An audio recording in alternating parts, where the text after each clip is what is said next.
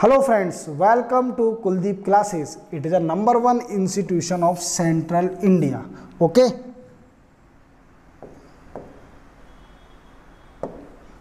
This is a number one institution of Central India. Okay.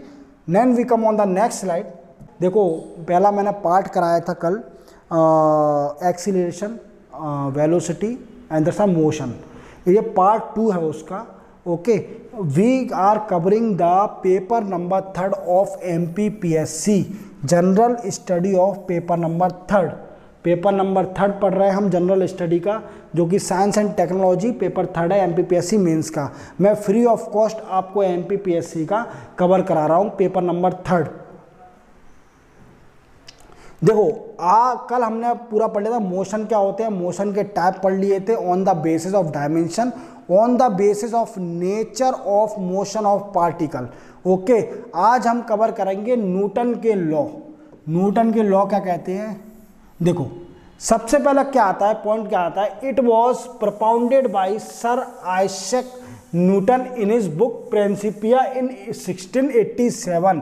देखो Newton के जो law हैं वो 3 लॉ हैं, first law, second law and third law. Newton ने सबसे पहले ये कब दिया था? 1687 में अपनी बुक के अंदर, प्रिंसिपिया नाम से बुक थी इसकी, बुक के अंदर दिया था ये आइजैक न्यूटन ने. ओके, इन 1687 में. पहला लॉ क्या कहता है इसका? If an object is at rest it will remain at rest, and if it is moving in a straight line with uniform speed it will continue to move as long as external force is not apply. कोई भी object है, कोई object है, अगर मान लीजिए वो rest में है तो वो रेस्ट में ही रहेगा, या फिर वो मोशन में है तो मोशन में ही रहेगा, until external force is apply. जब तक हम उसमें एक्सटर्नल फोर्स नहीं लगा रहे हैं तब तक वो अपनी कंडीशन में ही रहेगा, जो उसकी स्टेट है, रेस्ट है या मोशन है. Okay, these are the first law. अब देखो इसके अंदर एक कंसेप्ट समझाते हैं, इनर्शिया. इनर्शिया इसके अंदर आता है. फर्स्ट लॉ से क्या डिफाइन होता है? इनर्शिया. इनर्शिया की डेफिनेशन क्या होती है?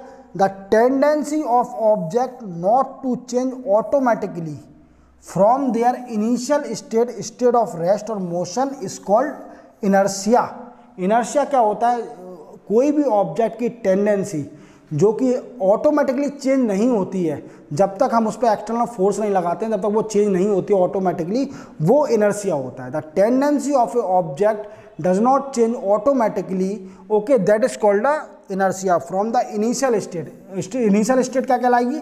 स्टेट ऑफ रेस्ट और state of motion is called inertia.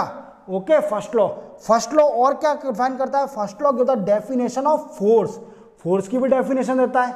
Force की क्यों देता है? क्योंकि एक्सटर्नल फोर्स लग रहा है तो फोर्स को भी वो डिफाइन कर रहा है. फर्स्ट लॉ ऑफ न्यूटन अपन को फर्स्ट जो फोर्स को डिफाइन भी कर रहा है. We can say we can divide this law of motion into 2 part. इस लॉ ऑफ मोशन को अपन 2 पार्ट में डिवाइड करते हैं. Then we come on the next slide. हाँ, law of inertia of a stationary state. Law of inertia of stationary state मैंने बताया था. इनर्शिया का मतलब क्या होता है?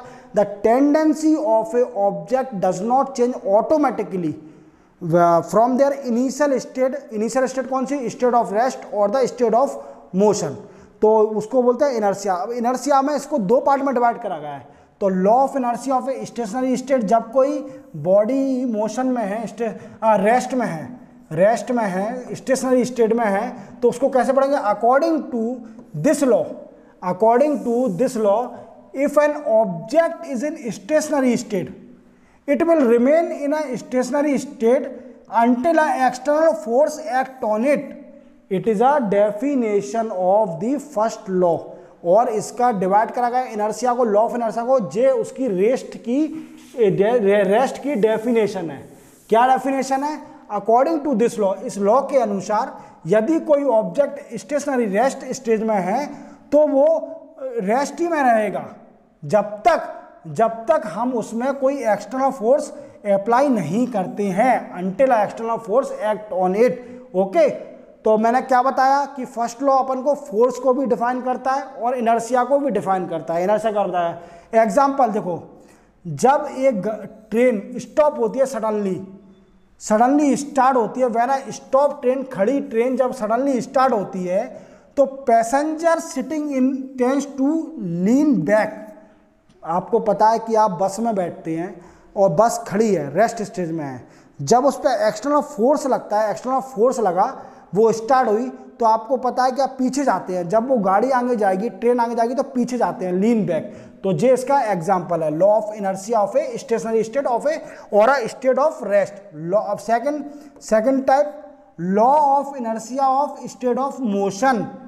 क्या? Law of inertia of state of motion. यदि if an object is in motion, अगर कोई ऑब्जेक्ट मोशन में है, ये continue, it will continue to move in a straight line, वो स्ट्रेट लाइन में घूमते रहेगा with a same speed until a external force act on it. Means what I said, अगर कोई ऑब्जेक्ट है वो है ना मोशन स्टेट में है, तो वो रिमेन मोशन स्टेट में ही रहेगा until a external force act on है, जब तक उस पर एक्सटर्नल फोर्स नहीं लगेगी।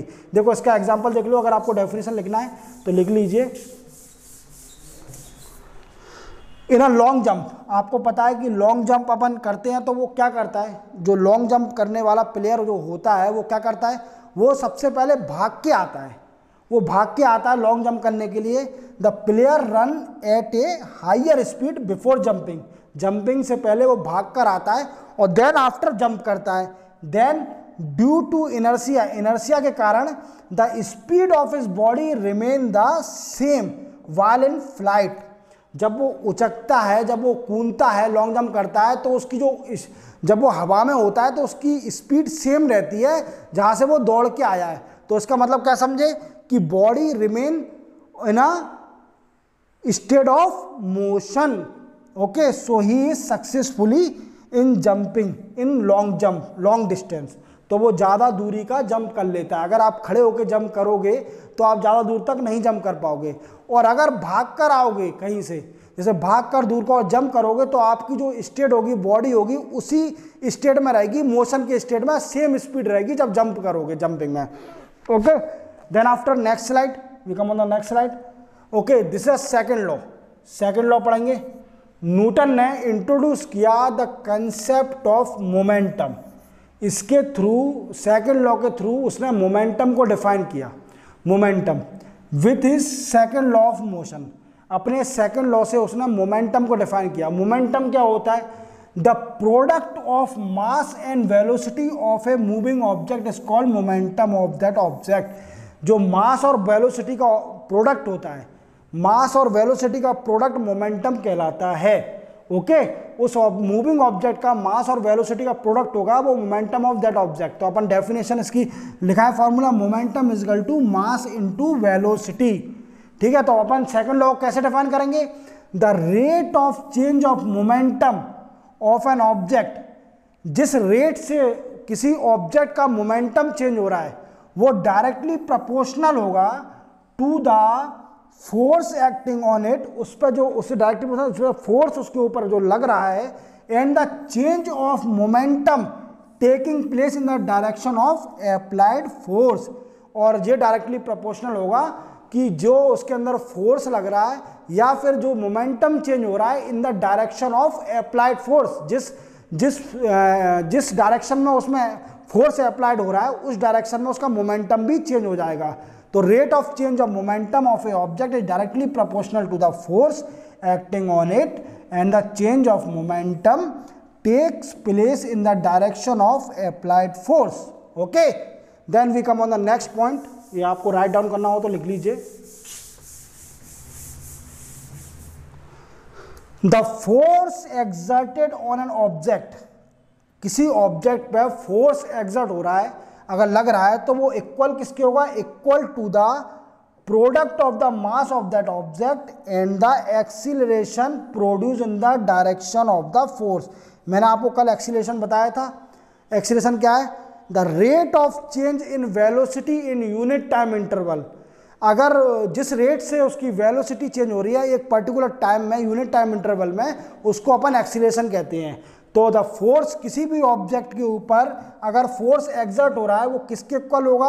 Product of the mass of that object उसका मास, जो ऑब्जेक्ट का मास होगा उसका प्रोडक्ट, और उसी के साथ and the acceleration produce in the direction of the force, जिस डायरेक्शन में फोर्स लग रहा है और एक्सीलरेशन जिससे प्रोड्यूस हो रहा है। Then we come on the next slide, this is slide third law.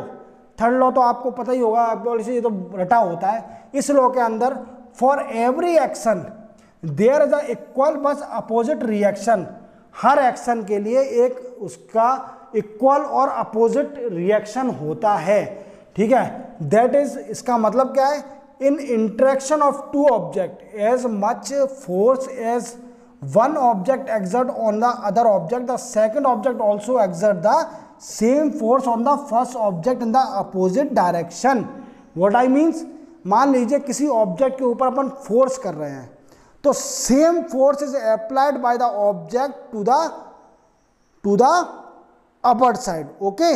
Upper side में फोर्स वो सेम फोर्स करेगा, then after we increase the force, then it easily press off the object, okay. Example of third law क्या होगा, shock backward when firing a gun. आपको पता है बंदूक चलाते हैं, बंदूक अगर चलाई अपन ने, बंदूक चलाई तो वो क्या होती है, बैक होके आती है, तो that is a third law, okay. The moving back of a boat when someone jump from the side of the boat to the ground.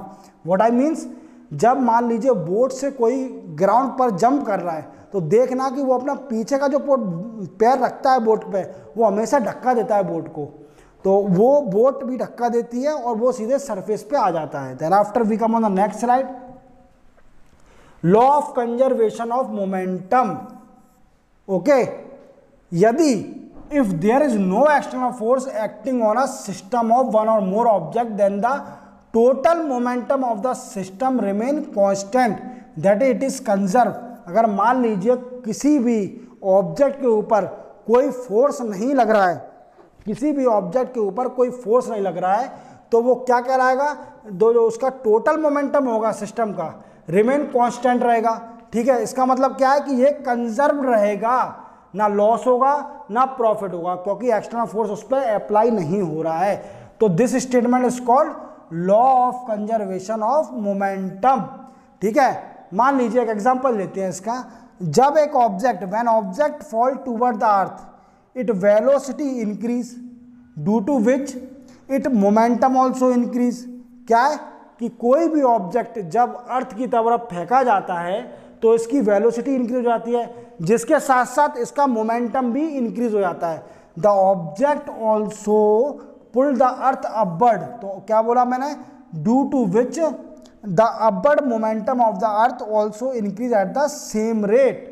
What I means that जब कोई ऑब्जेक्ट अर्थ की तरफ फेंका जाता है तो वो क्या होता है, अर्थ की तरफ उसका वेलोसिटी इंक्रीज हो जाती है, जिसके कारण उसका मोमेंटम भी इंक्रीज होता है।